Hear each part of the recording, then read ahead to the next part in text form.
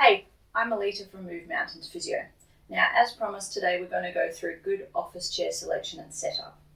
If you saw our sitting posture video a couple of weeks ago, you know that the position that you want to try and get into and you want your chair to support is that good S-shaped tailbone out, chest up.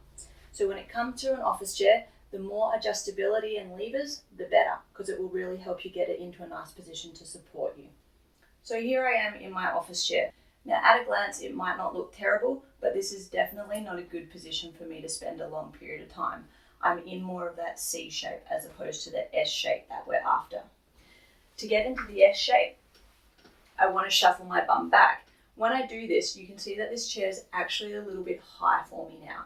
Yes, I can get my tailbone back and I can find that good curve in my lower back, but I don't have a lot of load on my feet, which means that it's actually very effortful. I'm using a lot of core muscles to try and support myself here, and I won't be able to maintain it for very long. So you definitely want to lift lower capacity of the seat. If I bring myself down to about here, that's about right.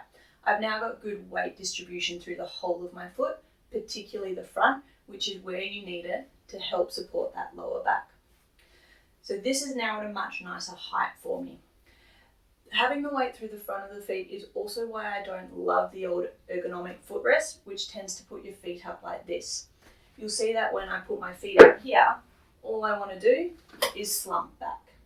Having my feet underneath my knees is a much better way to help support this good lower back posture. Now, if my desk is a bit higher, I need to bring my chair up to that level so that my arms can be nice and horizontal. All that means is you need to get a nice flat footrest, a box, stack of books, so that you can also bring your feet up in this position. Now, then it comes to the back. This chair has a lumbar roll, which is fabulous, but it does need to be positioned appropriately. When people find lumbar rolls uncomfortable, it is actually that they're not in the right space. So, as you can see, if I sit my bottom back, this lumbar roll is quite low. It's not supporting me through that lower back arch, which means all I want to do is this. Again, putting me in that C shape. Now, this chair has the capacity to lift the back, which means I can lift this lumbar roll, which is fabulous. So if I lift it up, that's at a much better height for me. I also then want to lever the front of the chair forward. So having a lever capacity of the back is really nice as well. There we go. Now that lumbar roll is sitting nice and snugly in my lower back, and I can sit here quite easily for a long period of time. The last thing to consider when it comes to chair selection is if you've got arms on your chair.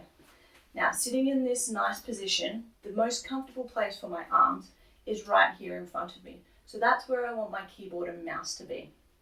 Now, if you've got arms on your chair which stop you from being able to slide in underneath your desk, and your arms end up out here, again, this is where I'm going to end up, and I will get pretty cranky after spending a little bit of time there.